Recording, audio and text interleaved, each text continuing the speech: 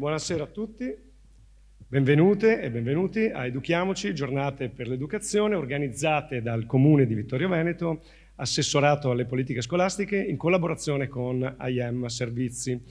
Ringraziamo ancora una volta tutti gli enti che hanno concesso il patrocinio a questa iniziativa e i moltissimi partner e media partner che ci hanno sostenuti a vario titolo.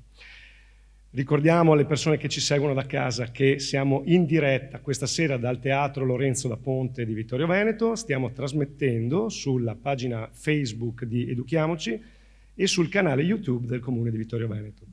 Quindi salutiamo anche tutto il pubblico che è molto numeroso, ci sta seguendo in questo festival da tutta Italia e partecipa attivamente. Ringraziamo tutte le persone che ci sostengono anche rilanciando questo evento sui propri profili.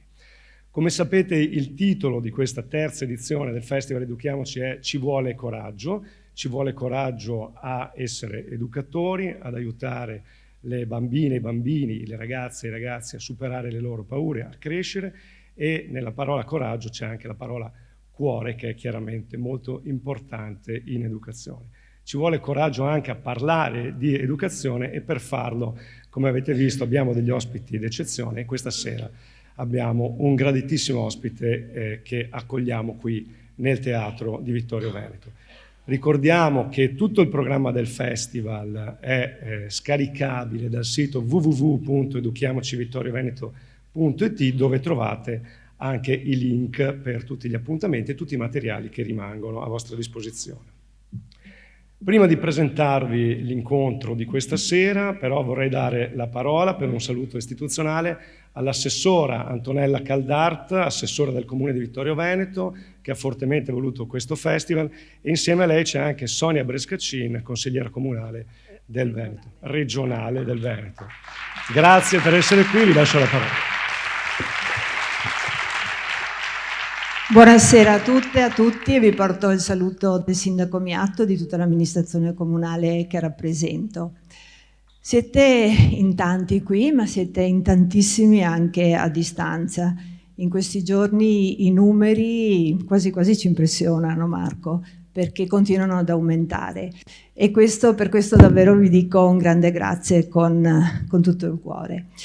E ci colpiscono i commenti, i suggerimenti, gli apprezzamenti che ci mandate, ma ci ha molto colpito anche una domanda ricorrente o un'osservazione ricorrente che ci fanno le persone che ci seguono a distanza, ed è: perché un comune piccolo in questo angolino d'Italia si occupa di educazione degli adulti? Di fatto istituzionalmente l'educazione degli adulti non compete a nessuno, non c'è un ministero che se ne deve occupare, non è una delega regionale, non è una delle cose di cui si deve occupare un comune. Noi abbiamo iniziato a farlo 3 anni fa con questo festival, praticamente dopo la pandemia, quando ci sono stati dati dei segnali dal territorio, dei segnali molto forti, evidenti, sia da parte della scuola, dagli insegnanti, dai dirigenti, che da parte di i nostri assistenti sociali e gli educatori che si occupano e che tutti i giorni hanno a che fare con i giovani. Ci siamo accorti che c'era qualcosa che non andava, che non c'era più sintonia tra i linguaggi dei giovani e i linguaggi e le modalità operative che noi usavamo per approcciarci e per educarli. Quindi ci siamo messi in discussione come educatori, e quando parlo di educatori intendo dai genitori agli insegnanti, agli allenatori sportivi che in questi giorni sono stati spesso tirati in causa, un po' tutti quelli che si occupano di educare i ragazzi. E abbiamo cercato di capire in che modo potevamo e dovevamo aiutarci. Questo è il motivo per cui abbiamo iniziato a ragionare di educazione per adulti, chiamando tra l'altro il festival Educhiamoci, quindi con l'intento di aiutarci, proprio di essere una vera comunità educante. Allora mi sono segnata alcune delle idee che ci hanno proposto i vari esperti che ci hanno seguito in questi giorni e che continuano a seguirci, che sono una dimostrazione per noi del fatto che ci siamo messi probabilmente nella strada giusta, anche se evidentemente c'è tanto cammino da fare. Noi infatti ci siamo detti, non ci basta più educare nel senso classico, no? L'ex ducere, tirar fuori, ma dobbiamo probabilmente conducere, cioè accompagnare i giovani, e i bambini, i ragazzi e le ragazze in questo loro percorso. Ed ecco che ci è venuta a supporto la professoressa Roncari, che ha definito i nostri giovani, bambini in modo particolare, bambini digitalmente modificati. Quindi lei dice il nostro compito è quello di aiutare questi bambini a divenire quelli che lei ha definito adulti generativi, cioè adulti capaci di socializzare. E questo è uno dei primi compiti, cioè metterci in connessione per aiutarli a ridare loro la possibilità di diventare socializzanti. E l'altro punto che ci ha spinto a lavorare a questo festival è il tema della responsabilità. Noi come educatori dobbiamo sentire e sentiamo fortemente la responsabilità di questo compito. Il dottor Lancini ieri ci ha detto: noi adulti diciamo spesso ai bambini sii te stesso, però gli stiamo dicendo sii te stesso a modo mio. Quindi usiamo condizionamenti, parole, gesti che non permettono al bambino, anzi non permettono a noi di identificarci con i nostri ragazzi, con i nostri bambini. Quindi l'ulteriore sforzo è proprio questo.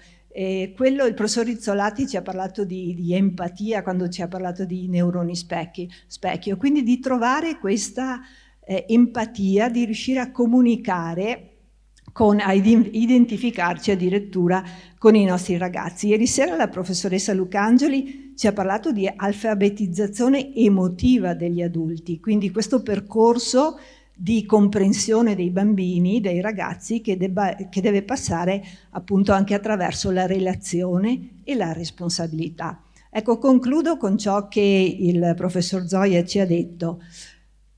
Il vero adulto, per essere tale, per essere educatore, deve essere fiero di essere padre, madre, fiero di essere un insegnante, fiero di essere un allenatore sportivo, fiero di essere un educatore. Per essere fieri vuol dire che abbiamo scelto di esserlo. In questo modo io credo noi possiamo creare una vera comunità educante, e questo è un po' il compito che ci siamo dati con questi incontri. Ovviamente non lo facciamo da soli, lo facciamo grazie a tutti coloro che sono intervenuti. Questa sera abbiamo un ospite eccellente, senza nulla togliere agli altri, perché effettivamente abbiamo avuto e avremo ancora nei prossimi 2 giorni interventi molto qualificati e qualificanti, però l'abbiamo fatto e lo stiamo facendo grazie anche a tutti i partner che a vario titolo ci supportano.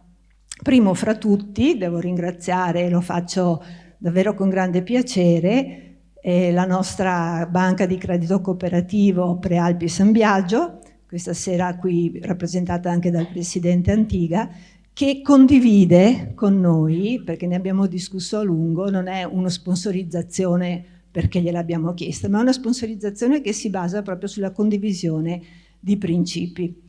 Quindi grazie a loro, grazie a chi ci segue, grazie soprattutto a voi per continuare ad alimentare questo nostro bisogno di educarci. Grazie a tutti e buona serata.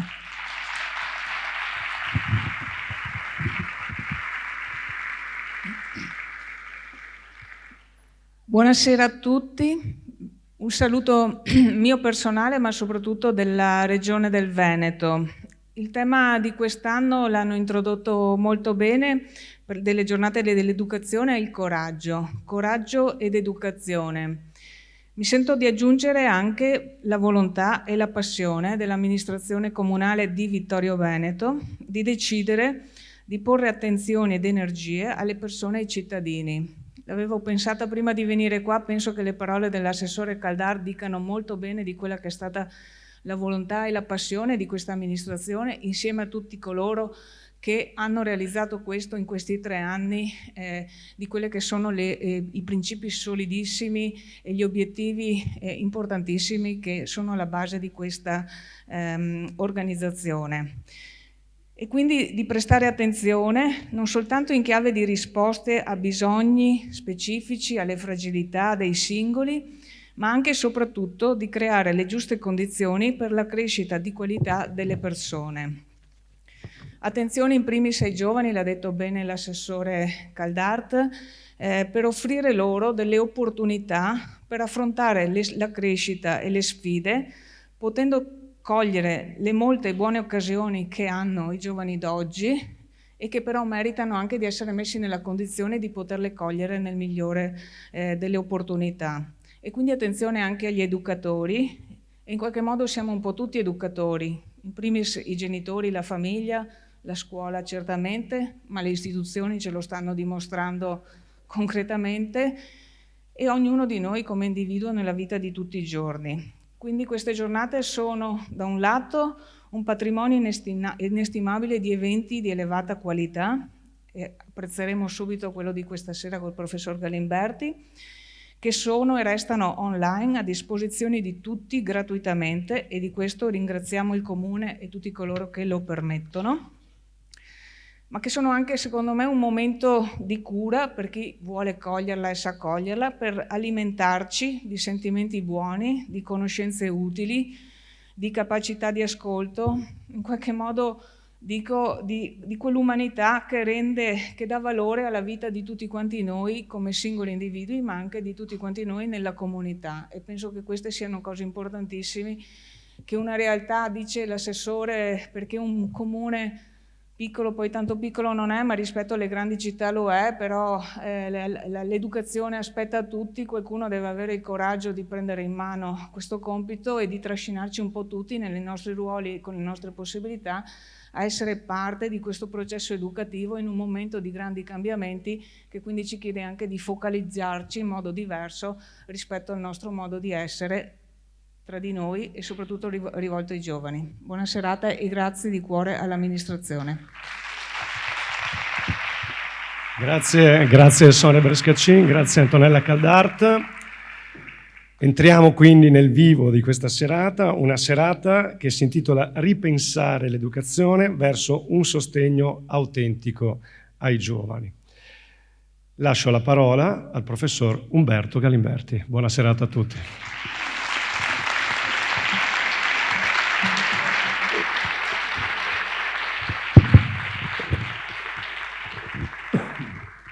Buonasera. Allora, cominciamo a dire che i giovani oggi stanno male.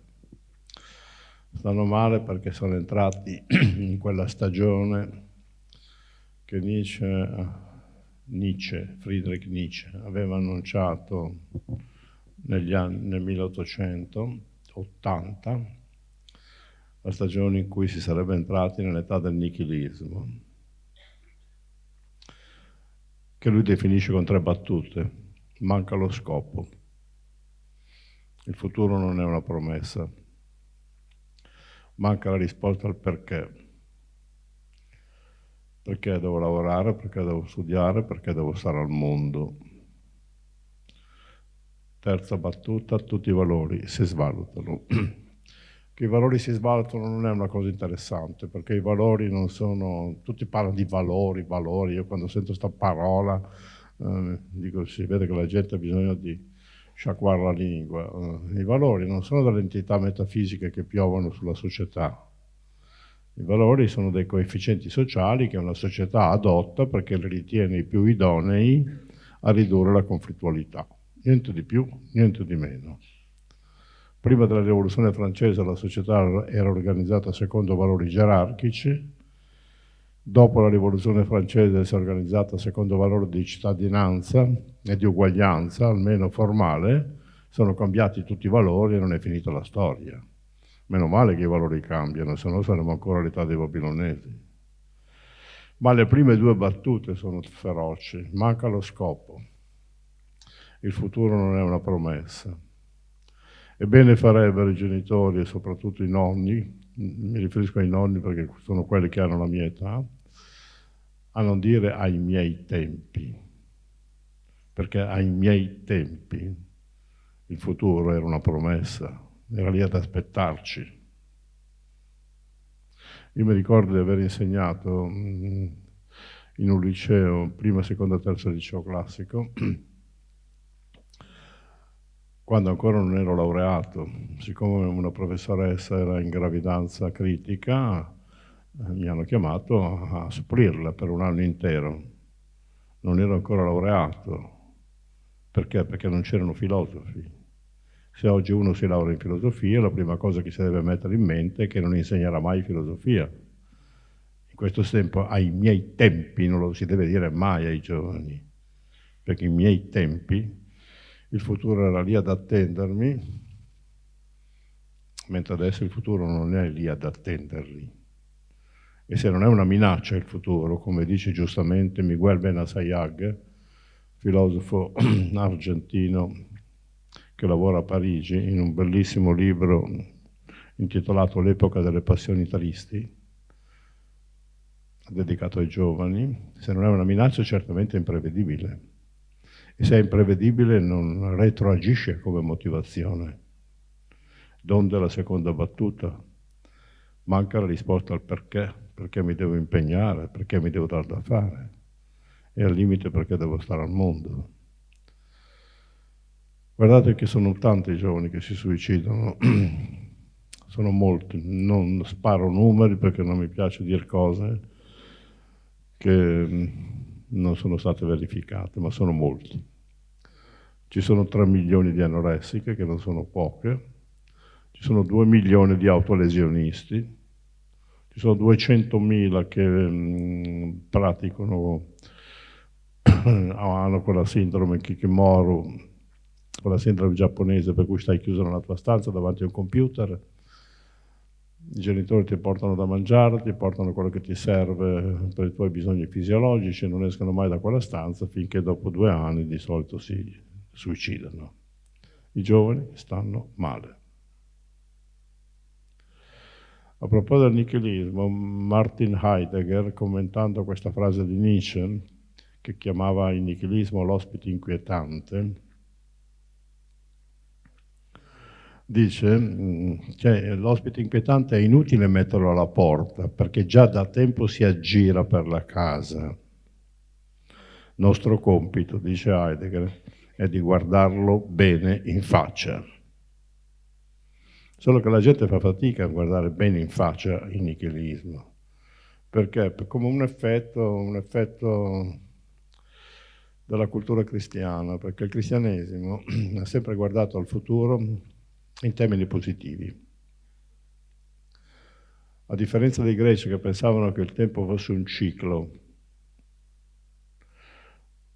da pensare come lo pensano gli agricoltori, inverno, primavera, estate, autunno, e poi ricomincia un nuovo ciclo, e chi ne aveva visti molti, che erano le persone anziane, potevano insegnare a chi ne aveva visti pochi, che erano i giovani. Il cristianesimo cambia invece la struttura del tempo, e lo concepisce non come un ciclo, ma come una rettilinea, dove il passato è male, il peccato originale, il presente è redenzione, il futuro salvezza, il futuro assolutamente positivo. La scienza, che di solito viene contrapposta alla religione, è profondamente cristiana. Pensa allo stesso modo, pensa che il passato sia negativo, ignoranza, il presente è ricerca, il futuro è progresso. Cristianesimo laicizzato. Sotto questo profilo anche Marx è un grande cristiano, pensa che il passato sia male, ingiustizia sociale, il presente fare esplodere le contraddizioni del capitalismo, il futuro giustizia sulla terra. Anche Freud, che scrive un libro contro la religione, pensa che nevrosi, traumi si formano nel passato, nel presente terapia, nel futuro guarigione. Tutto è cristiano in Occidente, tutto.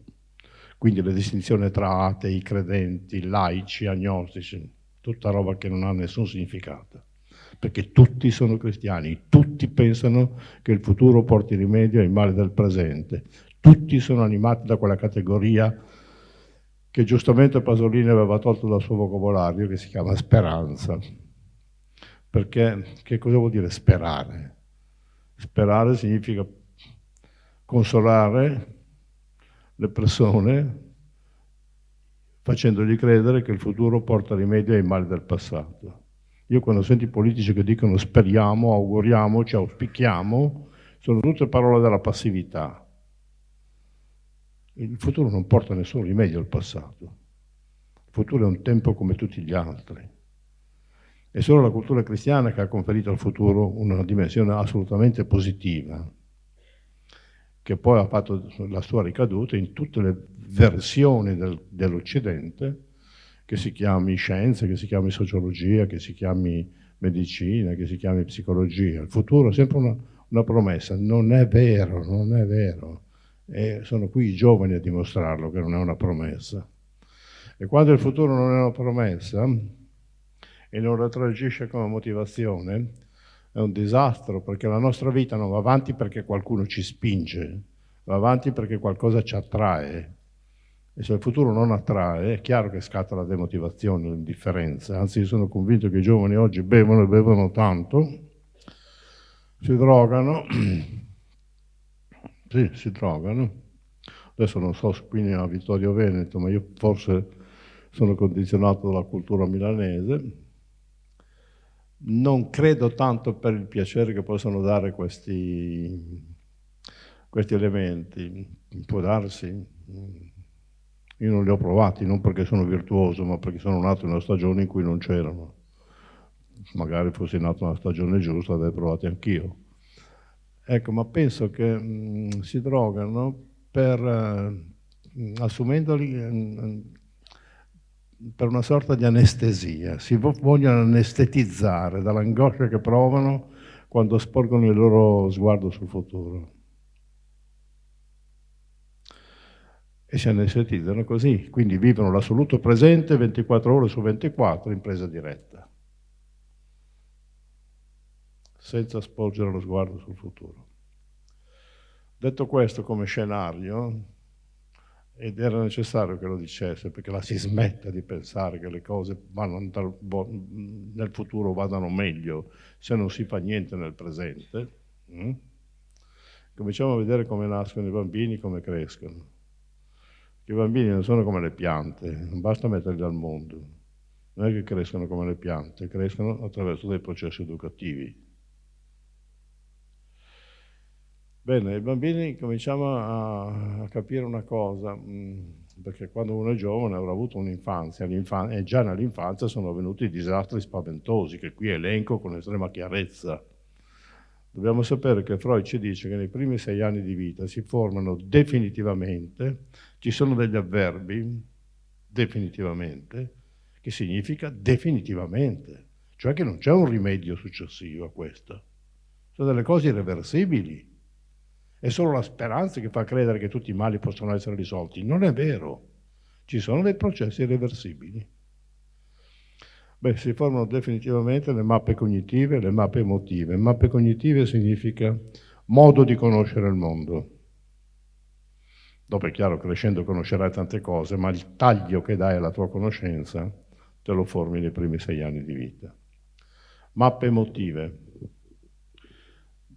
Risonanza emotiva rispetto agli stimoli che senti dal mondo. Che effetto ti fanno gli stimoli del mondo? Questa è la risonanza emotiva.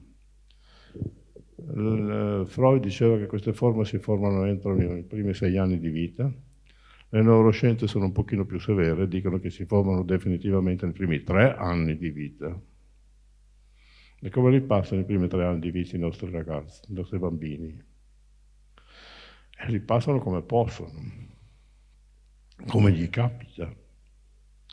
Un po' di nido, un po' di asilo, un po' di babysitter, un po' di cartoni animati, dopo un po' anche un po' di telefonini, così, come capita. Ora i bambini fanno vedere ai genitori le loro mappe cognitive ed emotive. Come? Non so, quando disegnano, quando fanno i loro scarabocchi, con i colori che usano, sui contenuti dei loro disegni. viene a casa la mamma la sera, con questo non accuso le mamme perché poverette, oltre a lavorare devono anche curare le case e curare i figli, perché i padri se ne occupano abbastanza poco. Allora il bambino fa vedere alla mamma quello che ha fatto e la mamma gli dice sì, però adesso devo fare da mangiare, te lo guardo domani, domani vuol dire mai. E così il bambino comincia a ricevere una prima bella ferita alla costruzione della sua identità, perché la conclusione che trae è quello che faccio io non conta niente. Ora, dovete capire una cosa, l'identità, nessuno di noi ha un'identità per il fatto che è nato. L'identità è un dono sociale. Sono gli altri che ce la danno la nostra identità, attraverso il loro riconoscimento, il loro misconoscimento. Se una mamma dice al bambino, man mano che si muove e fa dei progressi, delle cose positive, gli dice che è bravo, e poi magari quando va a scuola glielo dice anche la maestra, c'è la possibilità che cresca con un'identità positiva. Se la mamma comincia a dirgli che sei un deficiente, sei un cretino, e poi glielo dice anche la maestra, c'è la possibilità che cresca un'identità negativa. Quello che dobbiamo capire è che l'identità è un dono sociale. La società viene prima dell'individuo, concetto che i cristiani non hanno, ma che avevano bene i greci. Aristotele dice che se uno entra in una comunità e pensa di poter fare a meno degli altri, o è bestia o è Dio, non è un uomo. Perché c'è il riconoscimento? Anche gli adulti quando vanno a lavorare, da dove gli viene la loro identità?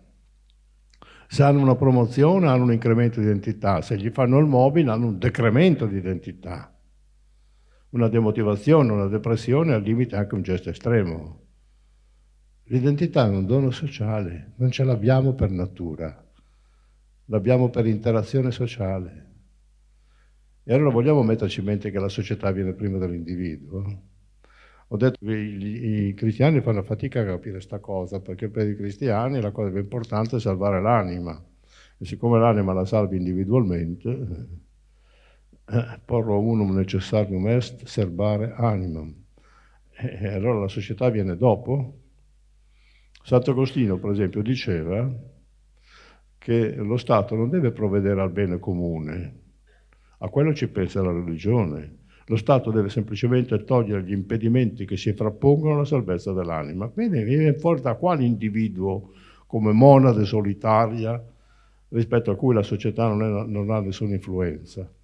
E giustamente Rousseau diceva che i cristiani non sono buoni cittadini, lo possono essere di fatto ma non di principio, perché di principio quel che per loro conta è salvare l'anima, non il bene della società. Poi possono essere anche dei bravi cittadini, ma di fatto, non di principio. Prova o non prova, da questo individualismo introdotto dal cristianesimo nascono tutte le brutte cose della società, innanzitutto le personalità egoiste, narcisiste, il disinteresse per il bene pubblico, non pagare le tasse, perché la società viene dopo, no, viene prima, perché è il fondamento della tua identità, della società. Va bene, andiamo avanti, se no mi arrabbio troppo. Poi i bambini cosa fanno? Con i bambini bisogna parlare molto, molto, molto, perché i genitori non lo sanno, ma per parlare con i loro figli hanno tempo 12-13 anni, da 0 a 12-13 anni. Dopo le loro parole sono parole vane. Devono usare questo tempo. I padri di solito non parlano con i bambini perché si annoiano. Le madri parlano, ma parlano a livello fisico. Non uscire con i capelli bagnati, stai attento, copriti bene, stai attento quando attraversi la strada. Ma è una domanda psicologica che magari il bambino comincerebbe a sollevare l'ambito dei suoi pensieri. Ma è una domanda sul tipo, non so, sei felice? E uno comincerebbe a pensare che cos'è la felicità e se mi riguarda oppure no. No, queste cose non succedono. In cambio di tutte le parole mancate, I bambini sono compensati dalle parole mancate con un'infinità di giochi. Io non so se siete entrati mai in qualche cameretta di bambini, pieno di giochi, pieno di giochi. Perché i bambini ricevono regali a Pasqua, regali a Natale, regali al compleanno, regali quando fanno i compleanni gli amici, pieni di regali. Qui i genitori fanno un disastro, di cui si accorgeranno quando i ragazzi saranno adolescenti, perché i semi poi germogliano. E il disastro consiste nel fatto che se tu riempi la stanza dei bambini di regali, uccidi il desiderio, perché il desiderio è mancanza. Tu desideri quello che non hai e quindi ti attivi per averlo, ma se hai prima ancora di desiderare, quello che muore è il desiderio. E quando dopo i ragazzi in età adolescente vengano a dire a mio figlio non interessa niente, non desidera niente, e chi ha seminato queste belle cose? Chi li ha accontentati in ogni loro desiderio? Chi gli ha fatto pensare che basta desiderare per avere? Chi è che gliel'ha insegnato questo? Poi i bambini vanno a scuola elementare. E qui un altro sport dei genitori è quello di parlare male della maestra, così, per far vedere che loro ne sanno di più della maestra. Che sforzo, ragazzi. Le maestre stanno facendo un grande lavoro, perché la scuola elementare è l'unico settore scolastico in cui gli insegnanti non si limitano a insegnare, non si limitano all'istruzione, ma si dedicano anche all'educazione, perché dalla prima media in poi i processi educativi non accadono più, non si educa più. E dico con estrema chiarezza che la scuola italiana istruisce quando ce la fa, ma non educa. Questo lo faremo vedere per bene dopo. Intanto occupiamoci dei genitori che parlano male della maestra. Per sport, qui fa vedere che sono più bravi, che ne sanno più di lei. Qual è il risultato? Può darsi che qualche maestra non funzioni, ma non dovete parlare male neanche di lei davanti al bambino. Perché il danno che fate, o il danno che si fa, parliamo all'impersonale così non vi sentite accusati, il danno che si fa è un danno che va a ferire la dimensione affettiva del bambino, perché quando un bambino va a scuola fa la prima differenziazione affettiva. Che significa? Che prima ama solo i genitori, quando va a scuola ama anche la sua maestra. Oggi le maestre si chiamano per nome, no? Non sono più maestre terrificanti come quelle che ho avuto io. E allora ama anche la maestra. Se tu parli male della maestra, crei nel bambino una ferita affettiva, non solo una contraddizione, ma dove dirige la sua affettività? Dove la dirige? La ferita affettiva viene segnalata da Eugen Bleuler. Eugen Bleuler è stato lo psichiatra della seconda metà dell'Ottocento, prima metà del Novecento, che ha tematizzato la schizofrenia e dice che il primo sintomo della schizofrenia è una ferita affettiva. Ora non dico che i ragazzi diventino schizofrenici se i genitori parlano male con la maestra, non lo dico, ma certamente non gli fa un servizio, certamente lo induce a pensare che è meglio non fidarsi di nessuno a questo punto. I frutti si vedono nell'adolescenza, ma bastano queste piccole cose per far capire, devi stare molto attenti quando parli con i bambini, devi stare molto attento a non riempirli di giochi, devi stare molto attento quando gli fanno vedere delle cose, perché i processi educativi dal punto di vista genitoriale finiscono sostanzialmente intorno ai 12-13 anni. Dalla scuola elementare si passa alla scuola media inferiore, che è il settore scolastico più disastrato. Non so se da voi, parlo sempre a livello metropolitano, il più disastrato, non so perché. Mi sono fatto un'idea io, probabilmente i professori che insegnano alle scuole medie inferiori avevano vinto magari un concorso per insegnare nelle scuole medie superiori, poi non c'erano cattedre, sono finiti in quelle inferiori e lì, da demotivati.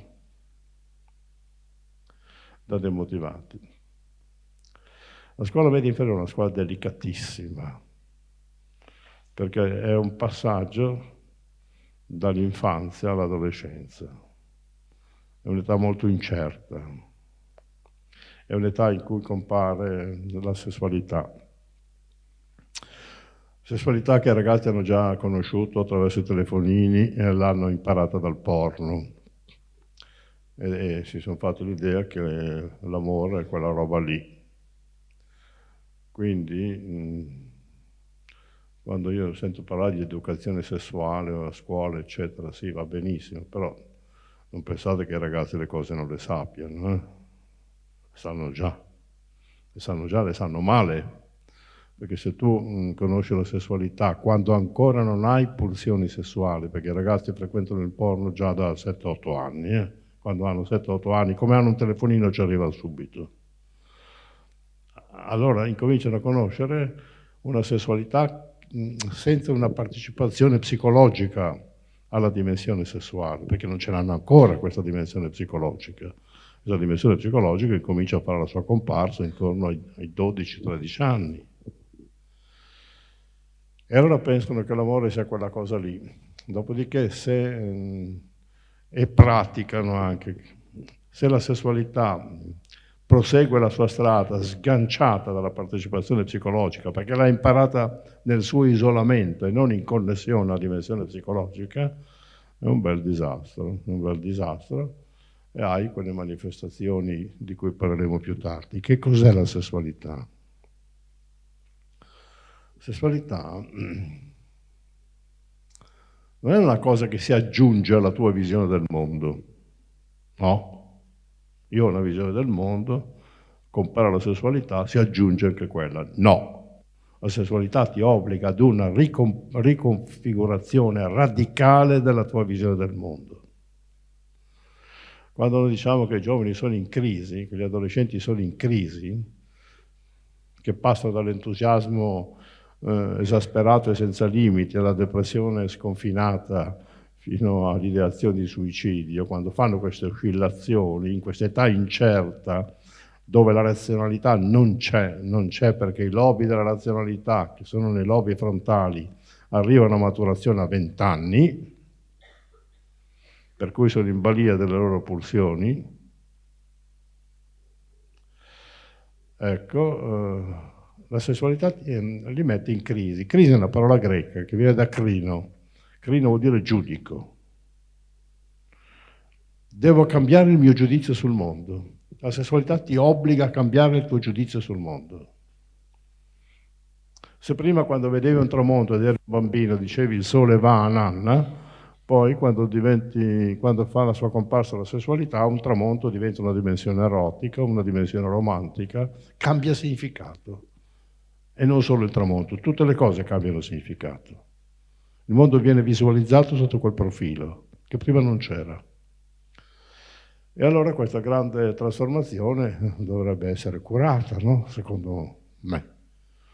Come fai a curarla? Se diventi professore senza aver mai incontrato nella tua formazione un libro di psicologia dell'età evolutiva e ha a che fare tutti i giorni con ragazzi in età evolutiva, spiegatemi che coerenza c'è. Come si fa a diventare professore senza aver mai studiato un libro di età evolutiva e avere a che fare tutti i giorni con ragazzi in età evolutiva? Questa è la vera riforma della scuola, non fare le riunioni di classe, i registri elettronici, robe di questo genere. Questa è la vera riforma. Devono conoscere cos'è l'età evolutiva. Ma non c'è nel percorso di studi di coloro che diventano insegnanti, non c'è questo insegnamento. Come se un meccanico diventa meccanico senza sapere niente di meccanica, ma quanto mai? Bene, poi i ragazzi passano. Dunque la comparsa della sessualità poi non è uguale per maschi e femmine, perché dovete sapere che la nostra soggettività, quando noi diciamo io, stiamo dicendo una parte di noi stessi. E giustamente Freud dice l'io non è padrone in casa propria. Accanto all'io, ben più potente dell'io, c'è la specie. E l'economia della specie non coincide con l'economia dell'io. La specie ti fa nascere, crescere, generare e morire. La specie è molto interessata alla generazione, perché questo fa parte della continuità della specie. Così come è interessata alla tua morte, perché quando non puoi più generare, all'economia della specie non interessi più. E quindi ti induce alla morte. Goethe rappresenta, queste cose i greci lo sapevano. Goethe rappresenta la specie come una grande danzatrice, attaccato al suo corpo ci sono gli individui, noi, e nella sua danza sfrenata li perde senza fedeltà e senza memoria.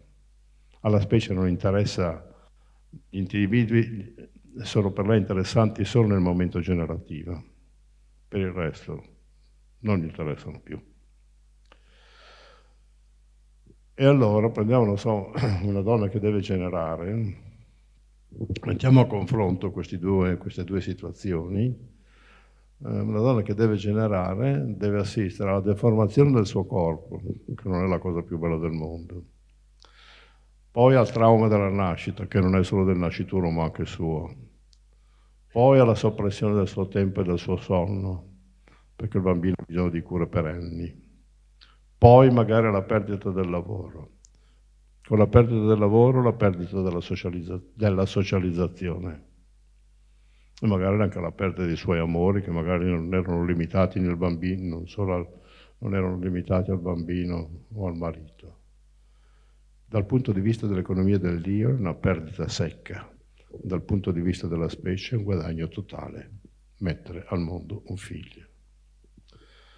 E le ragazze avvertono questo conflitto.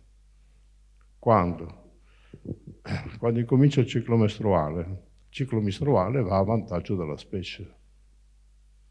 Ma loro in quel momento stanno costruendo un loro io, stanno costruendo una loro bellezza, si mettono davanti allo specchio, si truccano, si guardano per diventare simpatiche, per diventare suscettibili di sguardi, di attenzione, di curiosità. Mentre stanno costruendo il loro io, vedono che il loro corpo va in un'altra direzione.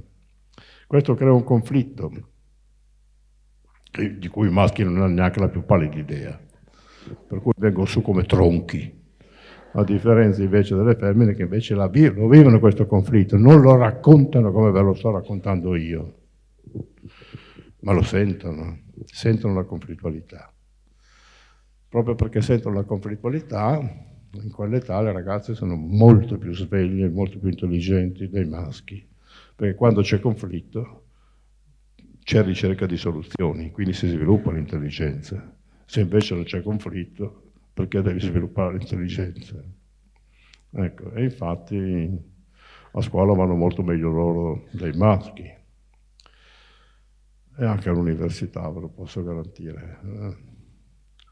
Poi nella donna si sviluppa un'intelligenza, non hanno solo l'intelligenza logico-matematica le donne, come invece i maschi. L'intelligenza logico-matematica è quella che si insegna a scuola, va benissimo che si insegni quella perché è la più utile per la comunicazione e la comprensione reciproca. Ma di intelligenza ce ne sono tante, non c'è solo quella logico-matematica. C'è l'intelligenza musicale, c'è l'intelligenza artistica, c'è l'intelligenza psicologica, c'è l'intelligenza linguistica, c'è l'intelligenza somatica. Un campione di calcio non ha bisogno di fare un ragionamento per stabilire il rapporto tra distanza e potenza, lo sente nel suo corpo e fa gol. Intelligenza somatica. Ora, la scuola si occupa di queste diverse intelligenze o no? No, non se ne occupa, si occupa solo di quella logico-matematica. Invece dovrebbe occuparsi anche di queste. Perché se io ho un'intelligenza artistica e a scuola mi si insegna quella logico-matematica, benissimo che mi si insegni quella logico-matematica, ma mi si prenda da là dove sono. Io devo partire da quella artistica per arrivare a quella logico-matematica. Non si deve pretendere che io impari la logico-matematica a prescindere dalla qualità della mia intelligenza. Le intelligenze vanno curate. bisogna che i professori si mettano a leggere un po' qualcosa. C'è Howard Gardner che ha scritto dei bellissimi libri dal titolo Forme Mentis, le varie forme della mente, oppure intelligenze multiple. Queste cose i professori le devono conoscere, devono sapere. Questa è una mentalità artistica. Allora il suo avvicinamento a quella logico-matematica deve avvenire con una gradualità e con un'attenzione che non è quella di chi ce l'ha già ab origine nella sua testa, questo tipo di intelligenza. E i quozienti di intelligenza, toglieteli di mezzo, perché il quoziente di intelligenza ti misura solo l'intelligenza logico-matematica, non ti misura nient'altro. Per cui un artista sarebbe uno scemotto per l'intelligenza logico-matematica. Non badate a queste cose. Beh, tutto questo nella scuola non avviene. Non avviene minimamente. E siccome non avviene, a scuola ci sono i disadattati, perché non si è guardato da che tipo di intelligenza parti per arrivare a quella logica matematica. Stavo dicendo poc'anzi che le donne hanno diversi tipi di intelligenza, hanno l'intelligenza logico-matematica, poi tendenzialmente, io generalizzo, non tutti saranno così come le sto dicendo, ma tanto per avere delle direzioni di comprensione. Poi, oltre all'intelligenza logico-matematica, le donne sono portate anche a un'intelligenza intuitiva. L'intelligenza intuitiva è un'intelligenza irrazionale, non è logico-matematica, in cui capisci come va a finire una certa situazione, cosa c'è dietro l'angolo. Così come hanno un'intelligenza sentimentale molto più sviluppata di quella dei maschi, perché il sentimento non è solo una cosa che si sente, il sentimento è una facoltà cognitiva. Se una mamma ha in braccio un bambino che piange, lei sa perché piange, perché lo sa, perché lo ama. Se viene lì una persona qualsiasi, dice cosa c'ha da piangere questo bambino e cerca la causa, no? Deve cercare la comprensione lì. Quando due ragazzi sono innamorati, danno al linguaggio che utilizzano un significato eccedente, un'ulteriorità semantica rispetto all'uso abituale del linguaggio. Capiscono solo loro cosa stanno dicendo usando quelle parole che sono comuni a tutti, ma gli danno di più di significato. Perché? Perché si amano. E l'amore fa capire di più. Bene, quando una donna utilizza un'intelligenza intuitiva o un'intelligenza sentimentale, il marito cosa gli dice? Ma ragiona, cioè la riporta lì, no? La riporta al pensiero logico-matematico. Ragiona quando è una persona educata. Quando invece è maleducato gli dice ma tu sei pazza. E così si fa, così si fa, così si fa. Perché? Perché siccome tu sei privo di una facoltà, allora automaticamente fai diventare egemone la tua forma mentis e tutte le altre forme mentis non vengono assolutamente comprese. E allora sono pazzi, tutti gli altri sono pazzi. Andiamo avanti. Quanti femminicidi originano da qua? Quanti femminicidi originano da qua? Bene, ho detto che la scuola non educa, perché cosa vuol dire educare? Educare vuol dire portare un bambino dalla pulsione all'emozione. Dunque, tutti quanti partiamo dalle nostre pulsioni, no? I bambini non è che cominciano a vivere ragionando, sono spinti da pulsioni. Perché un altro concetto. Dunque, io non sono qui a insegnarvi niente, sono qui a smobilitare un po' di idee che sono abitudini mentali così radicate che non vi consentono di capire niente. Allora, sono qui a muovere le idee io.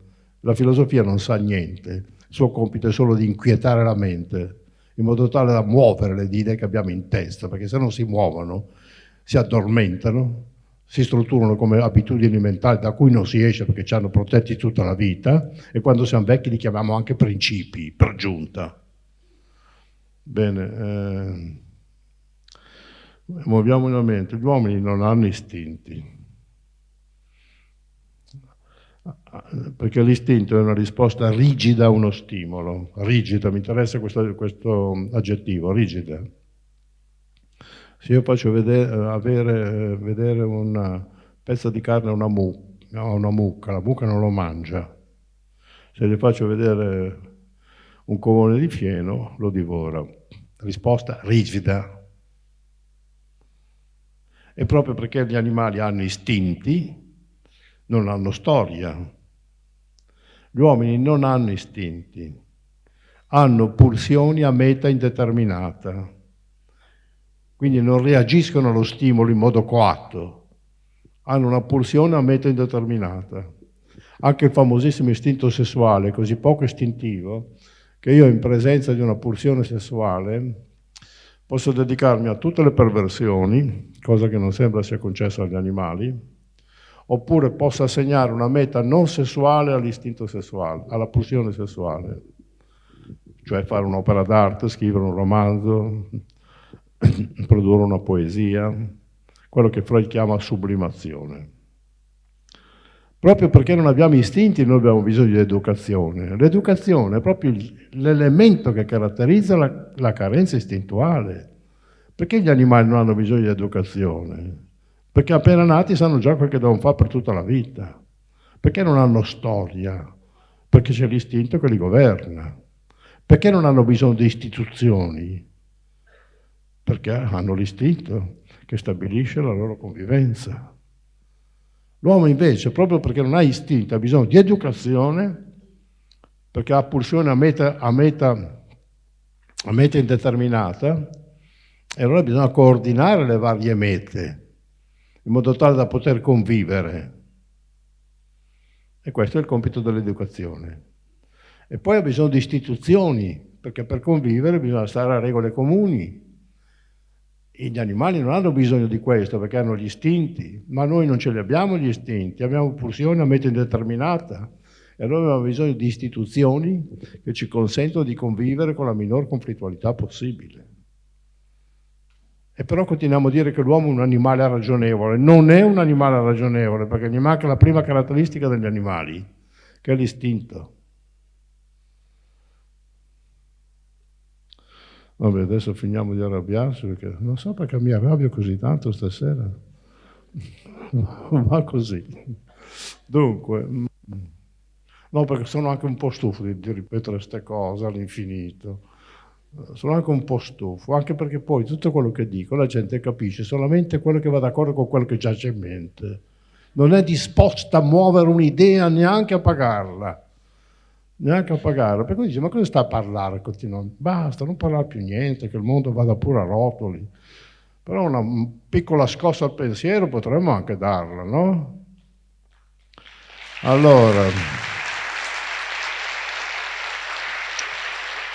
i ragazzi vengono a scuola e la prima cosa che li spinge a vivere è la pulsione.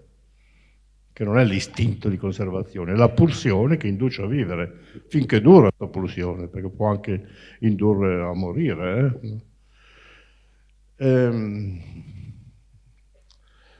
Gli animali non si suicidano.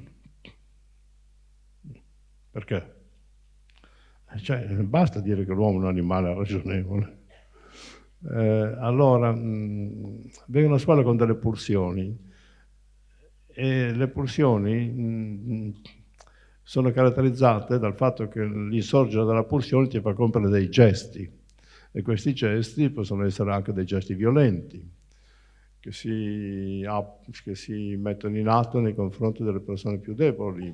Abbiamo a che fare insomma con i bulli, quelli che si chiamano bulli, i quali sono poveri di linguaggio, poveri, però frequentano i gesti, perché quando non hai le parole utilizzi le mani, i gesti per esprimerti, no? Ecco, cosa fa la scuola con i bulli? Li sospende. Ma siamo pazzi. Se uno è rimasto a livello pulsionale, lo devi tenere a scuola il doppio del tempo per fargli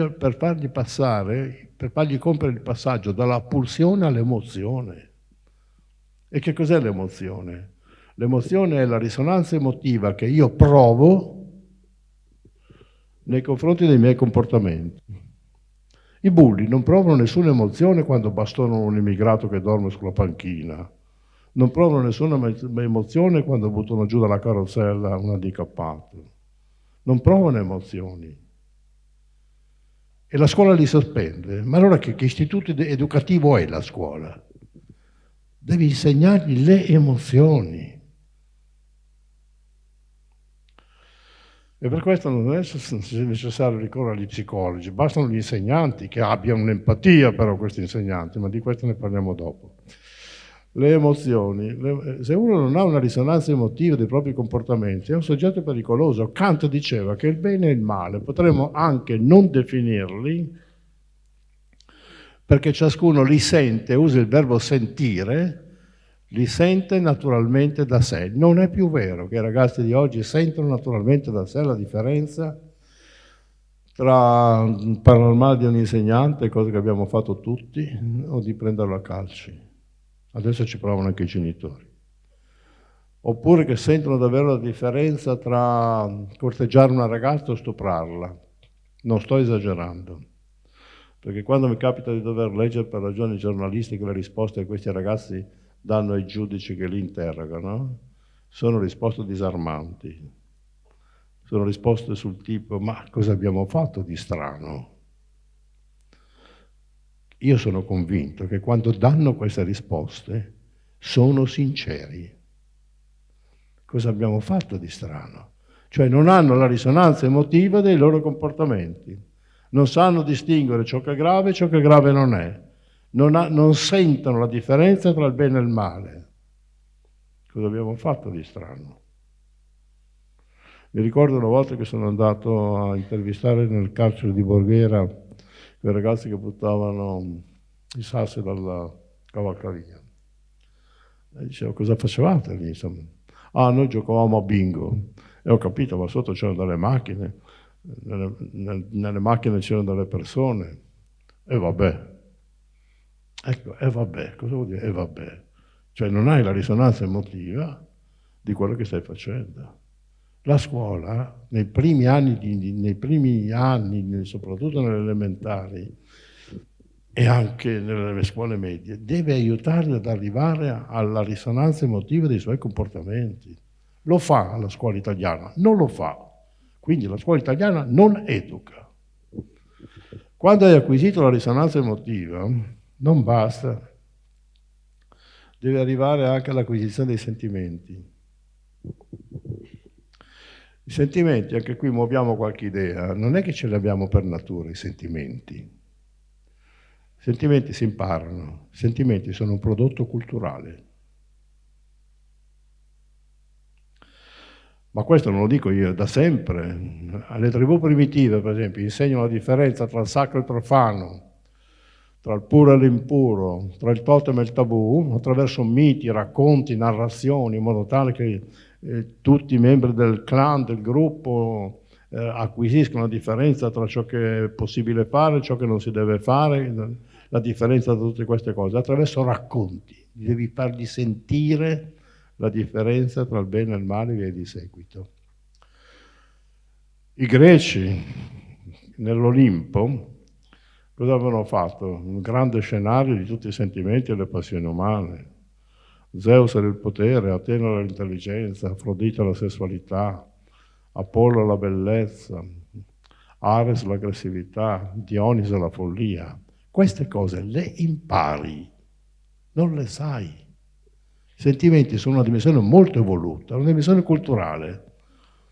I nostri sentimenti non sono i sentimenti di un musulmano, non sono i sentimenti di un indù, non sono i sentimenti di quelli che abitavano l'America Latina prima che arrivassero gli spagnoli a farli fuori.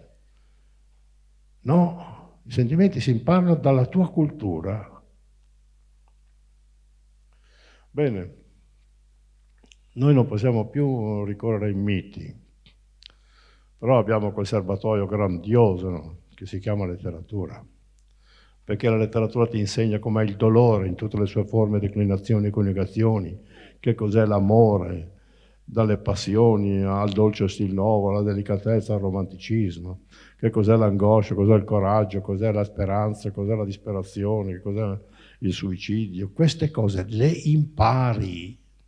E allora la scuola deve smetterla di riempirsi di computer, perché deve riempirsi di letteratura, insegnare i sentimenti ai ragazzi, perché solamente in questa maniera tu fai un'operazione di formazione, perché dalla prima elementare a 18 anni la scuola non deve insegnare competenze, non deve fare scuola lavoro, deve formare l'uomo, perché se non lo formi in quella stagione lì non lo formi più. Le competenze le acquisisci quando vai all'università. Prima fai l'uomo, perché se hai competenze, sei una carogna, perché non hai ancora acquisito una dimensione umana dentro di te, ti raccomando i tuoi subordinati, in che condizioni vengono a trovarsi. Sentimenti si imparano. C'era Clifford Stoll, quello che ha fatto diventare mondiale il fenomeno dei computer negli anni 60, che ha scritto un libro nel primo decennio del 2000, un eretico high-tech intitolato, edito da Garzanti, in cui dice sì, io ho introdotto i computer, non posso parlarne male, è la mia invenzione. Se imprenditori o amministrazioni pubbliche pensano di risolvere meglio i loro problemi con il computer, che li prendono anche a iosa, ma nella scuola mai. Alla domanda dell'intervistatore, sì, ma se uno ha dei professori che non sono all'altezza, dei cattivi insegnanti, almeno col computer può acquisire delle informazioni che la scuola non gli dà. La risposta di Stoll dice no, i cattivi insegnanti si cacciano, si licenziano e si assumono quelli buoni. Lo fa la scuola italiana? No. Perché? Perché i professori sono di ruolo. Sono di ruolo. A Milano le scuole parificate che costano hanno avuto quest'anno un incremento del 30% di studenti, che corrisponde alla diminuzione delle scuole pubbliche. Perché? Perché le scuole private, parificate, io sono per la scuola pubblica, in maniera assoluta, ma le scuole parificate hanno dei vantaggi, che loro possono scegliere i professori, e scelgono quelli buoni, scelgono quelli buoni per essere una buona scuola, per fare concorrenza alle altre. Dopo 3 mesi li possono licenziare. Se è così, sei incerto, li puoi tenere 1 anno e poi li puoi licenziare. Se invece sono buoni, te li tieni a vita. Perché loro devono avere questo privilegio di poter licenziare i professori, invece quelli statali non si possono licenziare? E se un professore non funziona, lo sanno gli studenti, lo sanno i genitori, lo sa il preside, lo sanno i colleghi, lo sanno tutti, ma è di ruolo. E allora? E allora la garanzia di demotivare gli studenti per 40 anni finché non va in pensione? Io ho l'intenzione, ho l'impressione che come si sta spostando la sanità dal pubblico al privato, a Milano ormai sono rimasti solo 2 ospedali pubblici, Niguarda e il Policlinico. Per il resto sono tutti convenzionati, tutti privati. E adesso ho visto che ultimamente che i soldi che si danno alla sanità li si danno ai privati per evitare le code. Sempre a loro si danno i soldi. Lasciamo perdere. Come c'è uno spostamento dal pubblico al privato, così anche nella scuola succede di fatto. Perché? Perché il privato offre un'offerta di insegnamento migliore, i professori migliori. Dunque, per una scuola che educa è necessario, primo, che le classi siano fatte di 12-15 persone, perché se sono 30 hai già stabilito a priori che non puoi educare. Come fai a educare 30 persone? Come fai a capire la differenza della loro intelligenza? Come fai a seguirli a uno? Ti accorgi dei processi psicologici del loro percorso adolescenziale? No. Se ne hai 12 o 15, sì. Ma questo comporta una spesa dello Stato. Ma allo Stato interessa che i giovani crescano bene o no? Interessa questo? Penso di no. Penso anzi che la scuola italiana abbia avuto proprio questo brutto problema, che non è mai stata pensata per l'educazione dei giovani, ma è sempre stata pensata per dare posto di lavoro ai professori, i quali sono pagati pochissimo, ma per tutta la vita. Sono di ruolo. per tutta la vita, ma questo non è un modo di organizzare un processo educativo, non è un modo. Poi, dopo avere 12 o 15 studenti in classe, bisogna anche selezionare i professori. Com'è che si diventa professori oggi? Ci si laurea, poi si fa un'abilitazione, un concorso, e poi sei in cattedra se l'hai vinto. Cosa misura il concorso? Misura il tuo livello culturale, quando ce la fai, intendiamoci. Perché c'è anche i professori che non sanno la loro materia.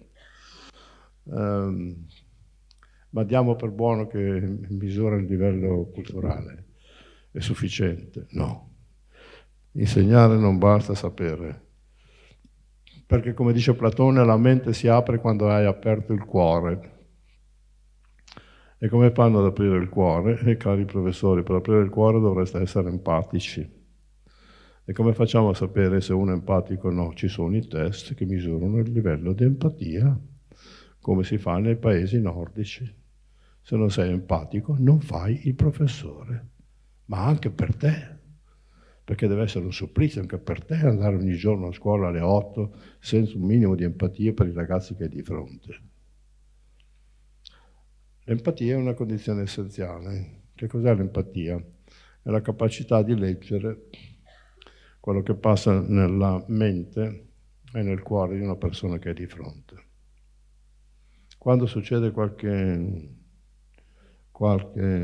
suicidio giovanile e la televisione lo fa vedere magari per i suoi tratti eclatanti, fa bene la televisione non far vedere tutti quelli che si uccidono tutti i giorni per evitare processi imitativi, ma quando lo fa vedere poi interroga i professori rispondono: ah, ma chi l'avrebbe mai detto?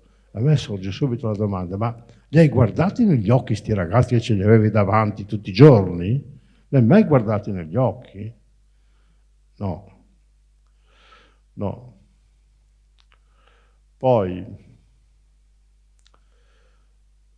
il test di empatia è essenziale, secondo me. Se non sei empatico non fai il professore. Così come uno che è alto 1,50 non gli viene in mente di fare il corazziere. Tu non sei empatico, non fai il professore, fai qualcosa d'altro. Mi ha scritto un preside dell'Italia meridionale che dirige un plesso di studi di 1500 studenti che fanno tutti istituti tecnici, che mi ha scritto che il 40% dei professori sono dei professionisti falliti. Bel servizio. Fallisci, allora vai a scuola. No, non si fa così. Poi, l'altro 40% dice che conta gli anni che gli mancano alla pensione come i militari il giorno del congedo. E il 20% senza lode e senza infamia. Ma può andare avanti così una scuola? Cosa vuol dire le riforme della scuola che cambiano l'esame di maturità, gli cambiano il nome dell'esame, adesso non si chiama più di maturità, si chiama di Stato. Dove sono promossi tutti? Perché sono promossi tutti? E perché se non sei promosso i genitori ricorrono al TAR. E allora i professori, per non passare le vacanze in tribunale, cosa fanno? Li promuovono tutti, così non hanno rogne. I genitori devono stare fuori dalla scuola, fuori in maniera assoluta. Nelle scuole superiori non ci devono essere genitori. Nelle scuole superiori i genitori lasciateli nelle scuole elementari dove la vita lì è ancora da maternaccia. Lasciatele se volete nelle prime 2 classi delle medie inferiori, ma poi fuori. Anche prima di tutto perché non emancipi tuo figlio. Innanzitutto tu, caro genitore, non sei interessato alla formazione di tuo figlio, sei interessato solo alla sua promozione. E se non sei promosso, e se non è promosso, ricorri al TAR. No. Secondo, se tu proteggi tuo figlio, tu non lo emancipi. Bisogna che nelle scuole superiori il ragazzo che ha un problema non è che deve mandare al genitore il quale parla col professore del problema del ragazzo, ci va lui a parlare col professore, ma bisogna che il professore lo ascolti. Io prima di andare all'università ho insegnato 15 anni in tutti gli ordini di scuola, dalle scuole medie inferiori, istituti tecnici, magistrali, licei scientifici e classici. Poi non ho potuto più dei miei colleghi, sono andato all'università, dove non ho trovato di meglio, intendiamoci, però insomma ero un pochino più libero. Bene. lì, quando insegnavo al liceo, avevo sospeso l'ora di ricevimento dei professori e ricevevo direttamente gli studenti. Naturalmente ho levato una nota al provveditorato in cui diceva: guarda che si avverte il professor Ganibè che se non riapre la scuola, se non riapre l'ora di religione, bisogna prendere provvedimenti che arrivano fino alla sospensione del ruolo. E io ho aperto l'ora di ricevimento. Poi venivano i genitori: come va mio figlio? E la mia risposta era solo questa: se non lo sa lei che ci vive insieme da 17 anni, cosa posso sapere io che lo vedo 3 ore alla settimana?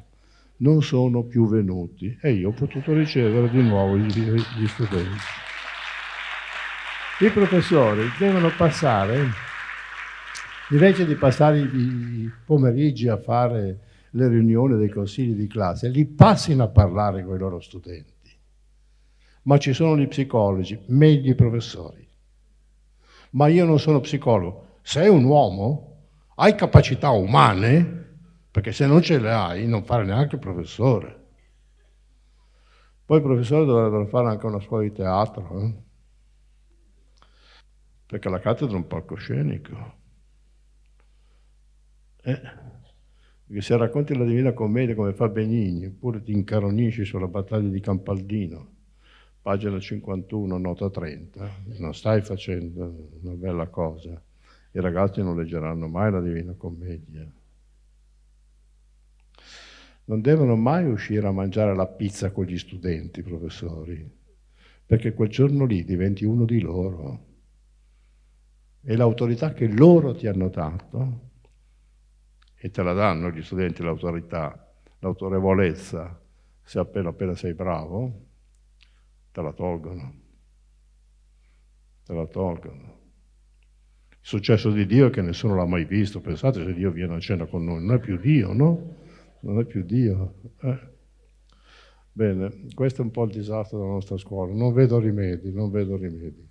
Sono riforme che non si possono fare e quindi continueremo in questa situazione. Poi i risultati però si vedono nelle condizioni dei nostri ragazzi, si vedono nell'abbandono scolastico che è notevole in Italia, si vede nel livello di competenza. L'Ocse ha detto nel 2021, l'ultimo dato che ho, poi ci sarà anche quello del 2022 ma non lo so, ha detto che il 70% degli italiani sa leggere ma non capisce cosa legge. Quello che i giovani oggi sanno, lo sanno perché l'hanno visto o l'hanno sentito, ma non perché l'hanno letto. Se non si legge, noi stiamo dando dei colpi tremendi al nostro cervello, perché quando tu leggi, il tuo cervello deve fare un lavoro interessantissimo, che consiste nel produrre un'immagine dal segno grafico. Per esempio, c'è la parola cane, C-A-N-E, non assomiglia a un cane. È il tuo cervello che deve tradurre il segno grafico C-A-N-A, N-E, nell'immagine del cane. Questo è il lavoro della lettura. Bene, si comincia a disabituare a leggere fin dalla prima elementare. Quando io facevo le elementari non c'era neanche una figura sul sillabario. Adesso sono pieni di figure. E quindi tu già dall'inizio disabitui il tuo cervello a tradurre i segni grafici in immagini, che è un impoverimento pazzesco. Non parliamo poi dei telefonini che neanche più le emozioni sei in grado di descrivere, perché ti basta mettere lì una faccetta che si incarica lei di esprimere le emozioni che provi, no? E questa è una bella regressione che io dico, è una regressione che sembra di essere tornati ai disegni rupestri dei primitivi. Né più né meno. La lettura è fondamentale, ma nessuno più legge. E se legge non capisce. Le prove invalsi dell'anno scorso, no, di quest'anno, hanno fatto vedere che in terza media un alunno su 2, quindi il 50%, non capisce cosa legge. Però è promosso lo stesso. Scuola dell'obbligo si promuove. Voi pensate che una società con questi livelli culturali possa avere un futuro? Sperate, usate quella speranza famosa di cui ho parlato all'inizio. Chiudo facendo una piccola considerazione. I ragazzi tra i 15 e i 30 anni hanno il massimo della potenza biologica. Sono belli e sono forti. Più belli dei vecchi e più forti dei vecchi. Potenza biologica. E infatti il mercato cosa compra dai giovani? Bellezza e forza. Quel motivo un po' abusato, ma secondo me appropriato, nella sua semplicità, veline e calciatori, non è sbagliato. Hanno il massimo della forza, della potenza sessuale tra i 15 e i 30 anni, ma non riproduttiva, nel senso che sei idoneo a riprodurre gli organi sessuali, arrivano a maturazione per la riproduzione intorno ai 13-14 anni, però tu un figlio lo puoi mettere al mondo tra i 30 e i 35, giù di lì, nella nostra cultura, no? Poi ci si lamenta della denatalità, per forza. Non basta dare una mancia a chi fa il terzo figlio. Bisogna creare le condizioni perché si possa uscire di casa, si possa avere un lavoro a tempo indeterminato, che consente di avere un mutuo, in case che non abbiano prezzi astronomici come a Milano. Solo a queste condizioni si può pensare che la gente metta al mondo i figli. Non dando una mancia al terzo figlio, non serve proprio a niente. Ma noi siamo appunto in una struttura economica che non ti consente di mettere al mondo figli finché non arrivi a 30, 35, 36, 40 anni. Naturalmente dopo subentrano tutti quei problemi di fecondazione artificiale, omologo, eterologo, con tutte le belle chiacchiere che si fanno e le divisioni politiche che si determinano. Jacques Maritain, che era un filosofo cattolico, aveva scritto a Paolo VI, che allora era Papa. Sapete perché devo precisare tutte le cose? Perché nessuno sa più niente. Se dico Paolo VI, uno pensa a un re del Medioevo. Lo so che è così, lo so, è inutile fare discorsi. Io sono completamente demotivato a questo punto. Non so neanche perché vado avanti a parlare. Andiamo avanti. Aveva scritto a Paolo VI che la nostra civiltà ha creato degli angeli che Dio non aveva previsto, che sono i giovani. Non è che i giovani facciano gli angeli, però una sessualità che non è altro che la ripetizione di se medesima, è una sessualità che alla fine viene a noia. Non crediate che i giovani facciano così tanto l'amore, sono i vecchi che hanno invidia e che pensano che, ma non è così. Non è così. È uscito un bellissimo libro adesso di Luigi Zoia, uno psicanalista che però è stato presidente dell'Internazionale degli psicanalisti, ha fondato delle comunità in Cina, ha raccolto statistiche in America. Vabbè, che è intitolato Il declino del desiderio, è riferito proprio ai giovani. Non è che facciano tutte quelle cose che avete in mente voi che i giovani fanno, no, non è così. Perché è una sessualità che non ha finalità, che non dico che il fine della sessualità debba essere la riproduzione, Dio me ne guardi, ma una sessualità che ripete se stessa nella sua insignificanza diventa alla fine noiosa. E poi i ragazzi dai 15 ai 30 anni hanno il massimo di potenza ideativa, massimo della potenza ideativa, poi si va giù e dopo i 30 anni si perde. Non so, Leopardi ha scritto L'Infinito che aveva 21 anni. Einstein ha fatto la sua formula trovata a 24 anni, non a 60. Google e quell'altro che ha inventato Apple hanno fatto questa trasformazione radicale del mondo con le loro ideazioni nei garage di casa quando avevano dai 20-30 anni. È lì il massimo della potenza ideativa. Io stesso devo riconoscere che ho pensato una sola cosa quando ho scritto a 24 anni un libro intitolato Il tramonto dell'Occidente, rubando il titolo a Spengler. E dopo cosa ho fatto? Non ho fatto altro che andare a vedere tutti i luoghi in cui questo tramonto si annuncia, si afferma e si constata e si tocca con mano. Non ho pensato altro. L'idea te ne avrai una nella vita, non ne hai 100 a settimana o al mese o ad anni. Cosa facciamo noi dei ragazzi dai 15 ai 30 anni? Facciamo fare lavoro in affitto, lavoro a progetto, lavoro co-co-co, quando non gli facciamo fare le fotocopie. No, tu li devi assumere i giovani e stare ad ascoltare le loro ideazioni, che non saranno strutturate come nelle persone più in là negli anni, ma sono nuove. Sono nuove. E se una società fa meno del settore sociale, che ha il massimo della potenza biologica, massimo della potenza sessuale, massimo della potenza ideativa, che futuro ha? Qui è responsabile anche la medicina, che ha tirato la vita al di là di ogni misura. Non so, una volta c'erano i padri e i figli, no? C'era un ricambio organico, moriva il padre, il figlio riceveva l'eredità, la casa, ricambio organico.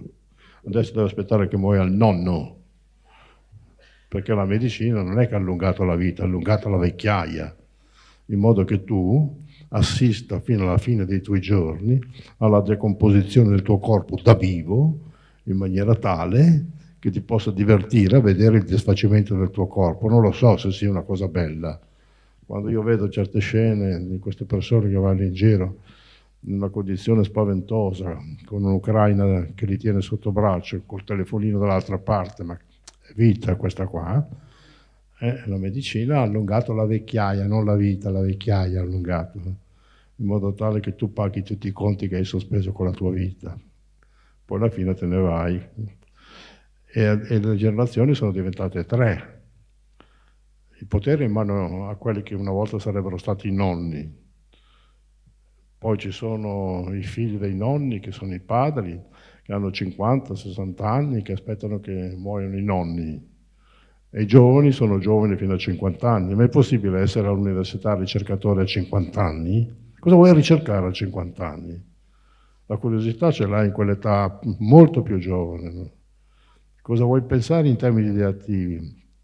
Quanto entusiasmo hai addosso a quell'età e quante frustrazioni hai già patito? Dai, non può andare avanti una società in questa maniera. Per quanto riguarda poi la biologia giovanile, guardate che la biologia io la assumo come misura della storia.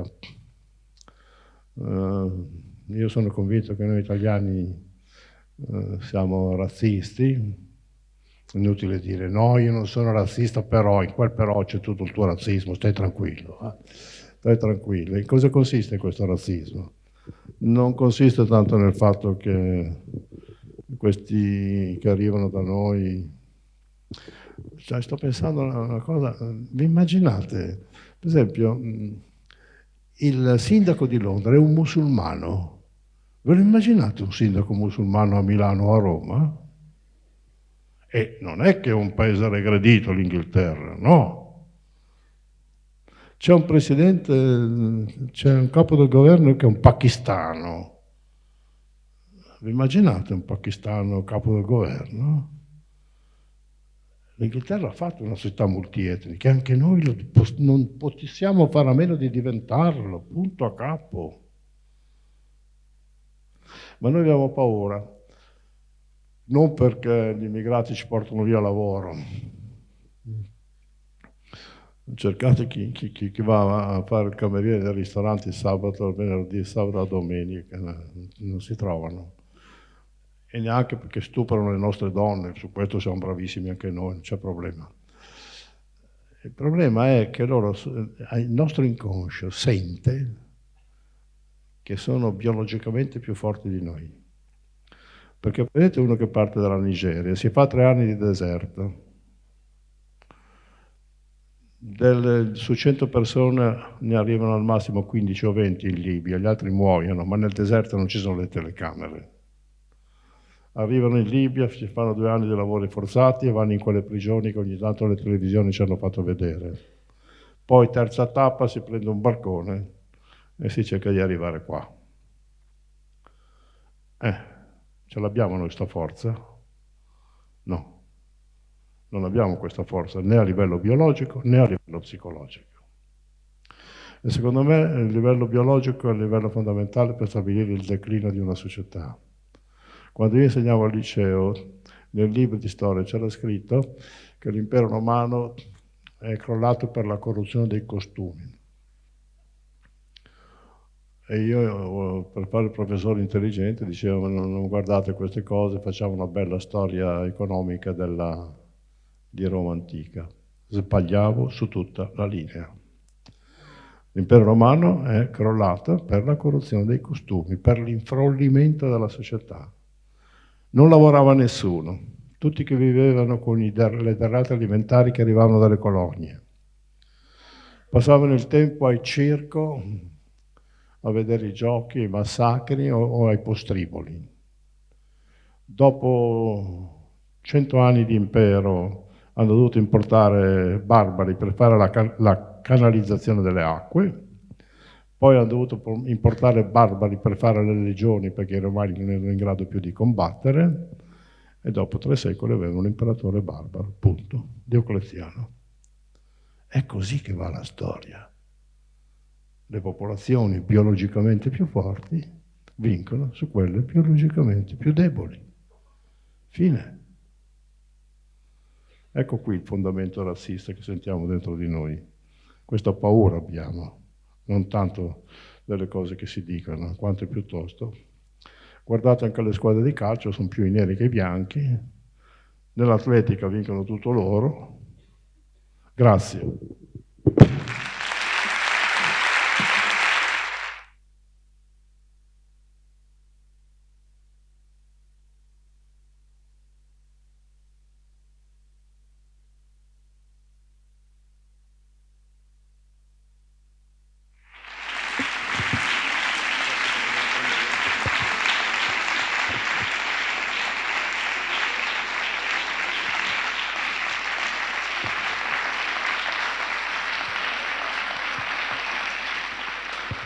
Ringraziamo davvero di cuore Umberto Galimberti per questa serata straordinaria.